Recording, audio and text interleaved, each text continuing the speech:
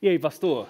Muito obrigado pelo convite, Wagner. Prazer. Sempre tenho acompanhado você aí, boas entrevistas, hein? Valeu. Hoje é a sua vez de estar aqui. Chegou minha vez. Chegou a sua vez. Vamos ver o que tem de bom para contar aí, né? Vamos falar do Missão 360? Vamos lá.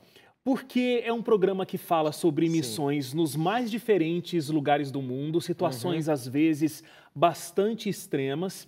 E você está lá apresentando o programa, mas às vezes você também vai para alguma missão e vocês gravam nesses lugares. Exato. Como que é não só estar no estúdio anunciando essas coisas que estão acontecendo em diversos lugares, mas também estar lá, sentindo na pele o que é trabalhar numa missão? Ô Wagner, é interessante que a gente tem rodado o Brasil aí, mas em igrejas, não necessariamente nas missões, mas o pessoal sempre pergunta como é que é viajar pelo mundo constantemente. Muita gente pensa assim, olha, o pastor deve viajar o ano todo aí para todos os cantos do mundo. Mas, na verdade, grande parte dos materiais que a gente recebe são produzidos pela sede mundial da Igreja Adventista que envia para a gente. Mas a gente não perde a oportunidade de vivenciar algumas coisas dessas também.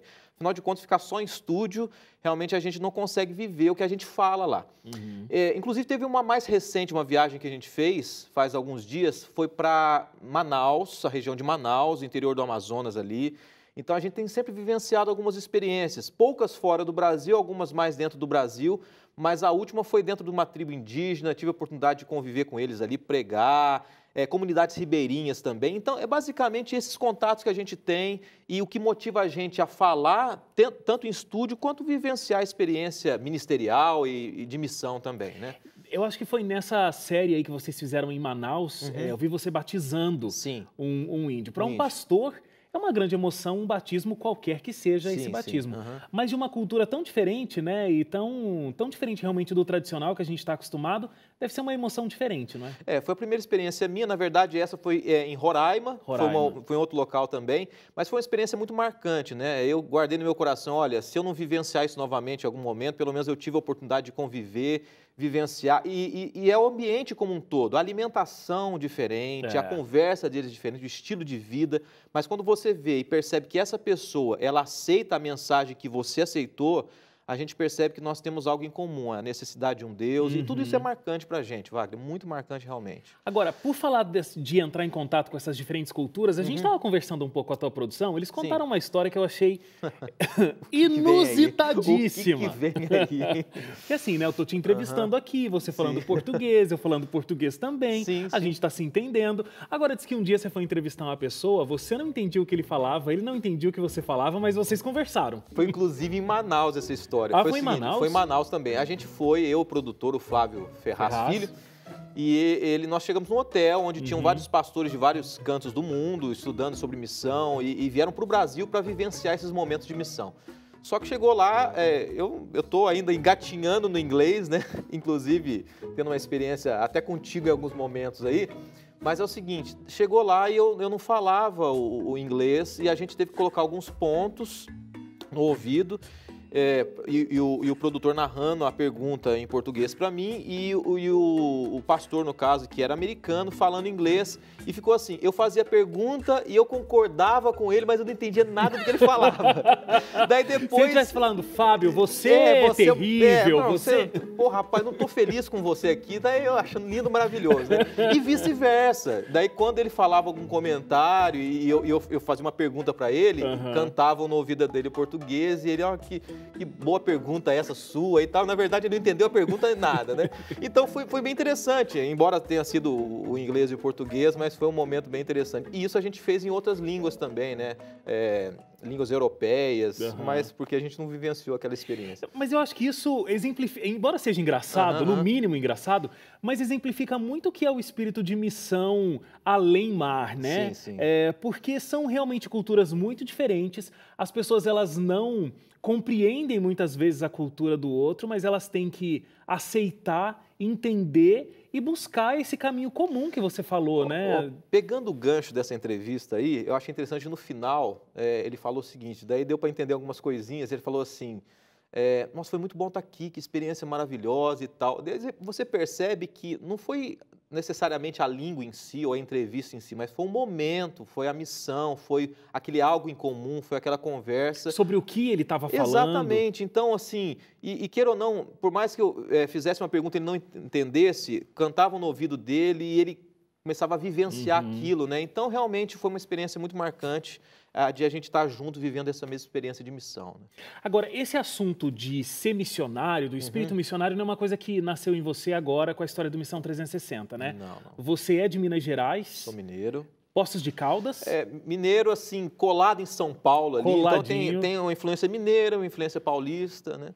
Mas desde muito cedo você sempre gostou de ser missionário, e aí a gente está falando de missão de uma forma ampla, né, Sim. Fábio? Não só uma missão internacional, mas existe missão na sua rua, na rua onde você mora. Inclusive, você fez um sermão sobre isso aqui na Novo Tempo uma vez, foi muito interessante. Porque às vezes a gente pensa que a gente só pode ser missionário quando a gente cruza o oceano, quando a gente pega um avião. E não é isso, né? O desafio que a gente tem é o dia a dia, né? A gente ser missionário não somente, do meu vizinho, é um ponto, mas e eu ser missionário aqui, dentro desse estúdio agora? E você, qual que é a influência que você está passando para mim, eu para você, os colegas câmeras aqui dentro do estúdio também, o que a gente está passando um para o outro, o que a gente está passando de experiência e demonstrando Jesus na nossa vida. Então, ser missionário é muito mais do que simplesmente ir para outro país, para outra região do país, ou para falar e pregar para um vizinho, mas é a gente viver. É isso que as pessoas esperam de nós, uma vivência, né? Uma experiência com Deus. E entender, né, quem é essa pessoa que está próximo da gente, Exatamente. Qual a necessidade dela. Exatamente. E tentar falar de Jesus dessa forma, né? E desde cedo a gente começou a aprender um pouco isso, né? Vivenciar. Eu venho de um lar cristão, meu avô era adventista, meu pai nasceu num lar cristão adventista. E desde cedo a gente ouviu muito sobre isso, mas não necessariamente sobre missões externas, mas sobre o ambiente religioso, o ambiente de igreja, o ambiente de testemunhar. E foi a partir daí que a gente começou a ter algumas experiências interessantes. Viu? Você acha que ser missionário é um talento? No sentido amplo, você diz sair para fora do país? Ou mesmo ter essa visão missionária? Eu acho que, independente de você ser um pastor que trabalha na área de comunicação, de ser um jornalista como você, que cuida de um setor e apresenta, ou ser um missionário de fato para outro país, eu acho que uma coisa a gente tem que ter em comum, que é a disponibilidade. Eu gosto muito do que a Bíblia fala sobre missão. Então, mais do que simplesmente você ter um talento específico para determinada coisa, qual é a disposição que você tem para fazer o que Deus está pedindo para você? Eu não sei o que Deus está pedindo para mim, de fato, no final da minha vida, da minha carreira, da sua também, mas será que eu tenho disposição? Então, um missionário além-mar ou um missionário no Brasil, ele tem que ouvir a voz de Deus, Deus falando assim, faça isso, e ele tem que estar disposto a fazer. Então, isso todos têm que ter em comum. Agora, a forma da missão, aí Deus vai escolher, Deus vai direcionar você. Mas será que hoje ou quem está em casa lá, a gente tem essa disponibilidade de fazer o que Deus está esperando de nós? Esse é o grande desafio que eu vejo. Né? Agora, falando em movimentar talentos para a missão, que história é essa de pastor Fábio cantor? Canto, rapaz do céu. Não, e não vem falar que foi pouca coisa, não, porque assim, o que eu fiquei sabendo é que você cantava com o seu colega, seu amigo, que já foi arauto do rei, sim, Oséias. Oséias e Fábio, como assim? Vocês tiraram coisa do baú aqui. Eles me perguntaram algumas coisinhas antes, mas algumas não foi para mim, não. Mas é interessante o seguinte... Tem mais aqui, viu? Aguarde. É o seguge, na verdade, eu caí de paraquedas, né, de gaiato, como se diz. Tinha um quarteto na minha cidade, cujo um dos componentes foi um antigo arauto do rei, que era o Oséias, foi o primeiro tenor. Ele era um componente, ele era primeiro tenor, tinha um segundo tenor, barítono. O barítono é interessante também, ele canta hoje no Está Escrito do Canadá. Então, você vê o nível do negócio ali, Oséias, e o baixo também. E tinha um segundo tenor, aconteceu um contratempo na vida dele, ele teve que sair do quarteto. Daí, Fábio, vamos lá, encaixa aí. E eu encaixei nesse quarteto. Foi uma experiência marcante, mas se eu te disser que é o meu talento, dom principal, aquilo que realmente não é. Foi uma situação que Deus usou ali e a gente entrou. Como eu falei, Wagner, se Deus te chamou, vai.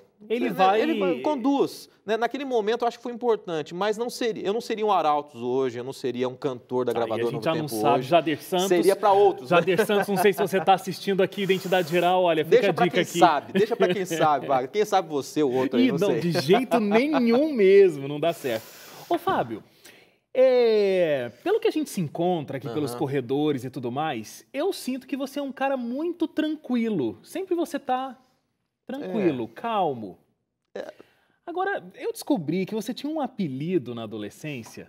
Pai do céu. O melhor é a cara que a pessoa faz de desespero, né? Seu apelido era Enjoo. Nossa, de onde vocês tiraram isso? Ouvimos fontes assim, aí. É que, na verdade, é o seguinte... Explica por que o apelido.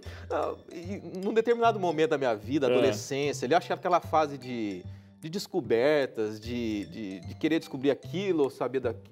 Eu tinha uma fase meio, não gosto muito disso, aquela fase difícil da vida. Não, porque diz que você fez uma viagem. Pra onde foi essa viagem mesmo? Sei lá, você fez uma viagem e aí você reclamava de tudo. Do começo ao fim da viagem, ninguém te aguentava mais, Fábio. Deus pode mudar o coração das pessoas, né?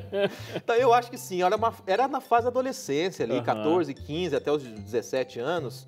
Eu não lembro que viagem é essa, alguém que me conhece deve ter falado, mas possivelmente eu devo ter reclamado, porque era uma fase em que eu tinha muitos questionamentos, aquela fase meio revolta, meio revoltada ali. Então foi nessa fase da adolescência que surgiu esse apelido, que tomara que ninguém se lembre depois da entrevista, que era enjoo. Enjoo, né? Era meio enjoado ali. Muito interessante. Agora, sobre essa fase, inclusive, adolescente, com 16 anos, você já começou a tua carreira na comunicação, sendo locutor da Rádio Novo Tempo em Poços de Caldas. Exatamente. E aconteceu de um jeito muito inusitado, né? Você foi lá fazer um teste e passou. Pois a Rádio Novo Tempo chegou a Poços de Caldas, era uma das primeiras rádios Novo Tempo no Brasil, na época que a Rádio Novo Tempo era só ela, não tinha TV, era o auge da comunicação adventista. Daí chegou-se a Rádio Novo Tempo e o diretor falou assim, olha, gente, eu quero primeiro abrir para a igreja adventista, na qual a rádio pertence, para os membros fazerem teste. Se ninguém tiver o talento, a gente vai chamar outras pessoas. E daí os adultos foram, a igreja foi participar e eu estava andando, passeando com os amigos meus, adolescentes, 16 anos, e eles, vão lá fazer o teste? Eu falei, fazer teste nenhum não, vamos lá. De repente eu resolvi, vamos lá fazer o teste. Cheguei, fiz o teste e coincidentemente eu passei no teste. E me chamaram então para ser locutor a partir desse teste, que foi aberto para toda a igreja. E para completar e ajudar mais ainda, meu pai resolveu usar a rádio para fazer uma propaganda de onde ele trabalhava ali, e ele falou assim, eu queria que gravasse na voz do Fábio. Do meu filho. Meu filho, né, já que ele passou. E daí gravei, e daí se consolidou realmente a minha entrada na rádio. Foi com 16 anos, eu não sabia nada de comunicação. Meu pai sempre gostou de comunicação, de rádio, de TV. Meu pai me incentivou muito a fazer jornalismo. Inicialmente, ele ficava meio reservado com relação a eu fazer teologia ou não. Ele falou assim, tem certeza que é isso? Mas quando eu tinha aproximadamente 21 anos, eu senti um chamado de Deus realmente me tocando para fazer teologia. Até você tinha recebido o convite para ser locutor na cabeça de rede, né? Sim, com 19 anos. Mas aí o teu sonho era fazer teologia e foi para o NASP. Eu comecei com 21, o curso teológico. Na verdade, eu fui para o NASP, né? Com 21 anos, fiz um semestre ainda de jornalismo, depois comecei com 22 teologia. Mas com 19, quando eu fui chamado para a cabeça de rede, para a rádio lá em Nova Friburgo, no Rio de Janeiro, na época, eu já pensava em fazer teologia, por isso que eu não aceitei. Eu falei, eu não quero ir porque eu vou fazer teologia. Daí um dia eu fui conhecer lá, daí me insistiram novamente, vem e tal. Eu falei, não, eu quero fazer teologia. Se eu não tivesse feito teologia, não tivesse entrado na área de comunicação, quem sabe eu me arrependesse hoje, né? Poxa, eu podia ter ido para a rede. Mas hoje eu senti que Deus realmente conduziu as não coisas. Permitiu naquele momento para me conduzir para outras áreas e outros planos que ele teve, né? Pois é, você se formou, chegou a trabalhar num colégio em Campo Grande, né? Sim. Quando chegou, você quase virou apresentador do Código Aberto. Quase. Faltou pouco. Então, eu me formei em 2006, vai completar 11 anos, né, em teologia. Formei em 2004 em jornalismo. Eu fazia as duas faculdades juntas, mas uma eu comecei primeiro, terminei. 2006, teologia. Fui para Campo Grande, fui chamado para ser pastor de escola, capelão. Assim que eu cheguei, eles me chamaram para vir para cá. Falaram, olha, vem ser o apresentador do Código Aberto, o pastor Jonatas Ferreira, que cantava no Arauto, está saindo. Que foi o primeiro apresentador do Código Aberto. Você é solteiro, você é pastor, você é jornalista, você é novo e vem você. E daí, quase que eu entrei, até que na semana que eu estava vindo para cá, mudaram os planos. Daí falaram assim, olha, você vai ser direcionado agora para Pindamonhangaba, onde nós temos uma TV Novo Tempo, lá uma filial da TV também, que você conhece muito bem. E aí você apresentou o NT Vale por um período longo também ali, né? Exatamente. Conduzindo as reportagens regionais, com uma equipe lá e tal, e ancorando o telejornal. Exatamente. Eu fazia o papel de capelania ali, né? Inicialmente eu cheguei, já tinha um outro diretor, que era o J. Washington, que estava na época lá, e eu fazia a capelania e o jornalismo. Depois eu assumi, virei o gerente local ali e acabei apresentando um telejornal também. E aí depois veio a vontade de realmente ser pastor numa igreja. Exatamente. Era uma vontade o tempo todo? Olha, eu pensava assim, olha, em algum momento eu vou ter que ter uma experiência pastoral numa igreja, no distrito, conhecer pessoas, conviver com pessoas, saber a dificuldade que isso tem e a alegria que é conviver com as pessoas também. Não, inclusive, não que você não havia tido uma experiência pastoral, né, Fábio? Mas era uma experiência pastoral aliada à comunicação. O que você queria era sentir ali o cheiro da ovelha, né? Tá na igreja. Porque, Wagner, eu tenho duas visões daqueles que fazem teologia e comunicação. Existem muitos pastores, comunicadores e tal. Tem aquele que é um jornalista que fez teologia e tem aquele que é um pastor que tem jornalismo. Então, eu sempre me vi mais com esse lado pastoral que tem comunicação. Então, assim, esse é o meu lado, a minha forma de me enxergar. Então, num determinado momento, eu falei assim, eu tenho que ter essa experiência com as ovelhas, com a igreja e tal. E daí eu saí de Pinda, vim para cá, fiquei 2 anos produzindo, para cá eu digo Jacareí, onde a gente está escrito com o pastor Fernando Iglesias. Depois o Ivan Saraiva entrou e eu já conheci ele de Campo Grande, onde eu comecei ele também. E eu produzi o programa para ele. Depois de 2 anos a 3 anos, eu acabei indo para o distrito, indo para a igreja, ser pastor de igreja, né? Que foi em Ubá. Minas Gerais. Minas Gerais. Lá, inclusive, você teve uma experiência com televisão também, né? Porque vocês criaram um programa Lições da Bíblia. Ele era apresentado numa televisão normal, ali aberta, não era uma televisão religiosa. O programa não chamava Lições da Bíblia, né? Era chamava A Grande Esperança. Porque na época estava aquele livro, A Grande Esperança, o auge. A gente, vamos usar alguma coisa nesse sentido. E o programa deu super certo, dava uma audiência tremenda ali na cidade. Era bem legal. O que eu pensei, Wagner, é o seguinte, cada pessoa tem a sua particularidade, cada pastor vai chegar aqui e colocar o seu ritmo, o que gosta de fazer. Eu falei, o que eu gosto de fazer, o que eu convivi? Com comunicação. E eu acabei vendendo, entre aspas, o peixe para os irmãos ali. Vamos começar um programa na TV? E a TV aceitou, a TV local aceitou, a gente montou uma estrutura bem legal, montamos um cenário, pedimos que aqui um funcionário da Novo Tempo fizesse um freela para a gente, fizesse uma vinheta, toda a estrutura, montamos. E tinha um jornal local na cidade e a gente, logo em seguida, o único programa que tinha era o nosso, que era um programa assim, eu entrevistava 2 irmãos da igreja sobre temas gerais, bíblicos. Então, era no formato Lições da Bíblia, mas tinha esse nome, A Grande Esperança, e foi uma experiência, foi 1 ano, mas eu falei, irmãos, eu quero que a gente mostre a nossa cara aqui nessa cidade, as pessoas conheçam a Igreja Adventista, vejam com bons olhos, e realmente foi um momento muito interessante, a ponto de, depois desse 1 ano, os irmãos bancaram, eu falei, não precisamos mais, eu não quero, nós assumimos o nosso compromisso, e a TV falou assim, nós queremos que vocês fiquem mais 1 ano aqui, só que sem pagar, porque nós gostamos, e a gente acabou ficando mais um período. Resultado. Então foi muito legal, foi uma experiência marcante das tantas no ministério ali junto à igreja. Né? E é muito legal, né, Fábio, ver como Deus vai conduzindo as coisas e a gente vai decidindo pelo plano de Deus e Ele vai construindo coisas para que a gente chegue onde a gente está hoje. Eu sinto isso na minha vida, eu sei que você também sente, porque, olha, você teve a sua experiência com comunicação desde muito cedo, teve a sua experiência pastoral, né, como você colocou, você se sente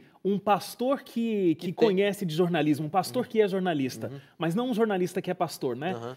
E hoje, talvez as pessoas te conheçam pelo Missão 360, mas você tem uma função estratégica e extremamente importante aqui na Novo Tempo por trás das câmeras. Como a maioria dos nossos apresentadores aqui da Novo Tempo, né? Tem uma função além dessa, de estar aqui diante das câmeras. E o pastor Fábio, ele coordena todos os programas que são espirituais na grade da TV Novo Tempo. Então a TV é dividida em núcleos, o do pastor Fábio é o maior núcleo, é o coração realmente da TV Novo Tempo, onde acontecem todos os programas que são evangelísticos, os programas que são espirituais. Sim. E que tarefa, eu imagino, extremamente especial, mas também extremamente desafiadora, né? Voltando a falar das nossas saídas, Wagner, a gente acaba viajando muito no final de semana, experiências com igrejas, você e todos os apresentadores, quem está aqui na Novo Tempo. Então, sempre que eu vou em alguma igreja, eu procuro dizer, olha, 97% do meu tempo lá na Novo Tempo não é com Missão 360. É, claro. É com, assim como você também, na área de jornalismo. Então, mas é uma experiência tremenda. E eu costumo dizer o seguinte, irmãos, amigos, e inclusive você que está em casa agora, eu peço para as pessoas orarem muito por essa estrutura, porque são jovens, né? A gente acaba coordenando ali 20 jovens, poucos têm mais de 30 anos, e responsáveis pelo conteúdo do Está Escrito, do Na Mira da Verdade, do Arena do Futuro e tantos outros programas que têm convertido pessoas. Então, pessoal, orem por esses jovens, né? Orem por nós, porque é um privilégio tremendo. Eu me sinto privilegiado, né, de estar junto com eles também. Mas olha a responsabilidade que é também, né? Então, a gente sempre pede para que orem. E para a gente é um desafio, mas é uma bênção de Deus ver o resultado desses programas na vida das pessoas, né? Com certeza. É uma bênção. Uma bênção. Pastor Fábio, olha, que Deus continue te abençoando muito, mesmo, de verdade, porque a sua tarefa não é simples. Realmente, a tua responsabilidade é o coração do que é a Rede Novo Tempo de comunicação. Então, você precisa realmente, todos os dias, né, se entregar a Deus para que Ele te use na condução desses jovens, na produção desses programas. E também com o Missão 360, porque toda semana, quando a gente vê o Missão 360 e a gente te vê lá no estúdio, é um convite para que a gente tenha a nossa espiritualidade viva. É um convite para que a gente não fique só vendo o que está acontecendo mundo afora, mas que a gente também se inspire a fazer alguma coisa para que esse evangelho seja pregado. Isso é muito especial. Então, que Deus continue te usando como tem feito até hoje. Wagner, eu agradeço e eu digo o seguinte, aproveitando esse momento aqui. Contei um pouco da minha experiência, você tem a sua história de vida também, mas que essa história aqui faça com que as pessoas que estão em casa reflitam sobre o chamado delas também. Claro. Né? Porque cada um tem a sua história. Você começou falando assim, com 15 anos eu comecei, eu não sei onde eu vou parar, você também não sabe. E Deus tem planos para todos, né? E que tudo isso seja uma inspiração para nós, que a gente entenda que todos nós estamos nas mãos de Deus, sendo conduzidos por Ele. Muito bom. Que Deus continue te abençoando, pastor. Valeu. Valeu.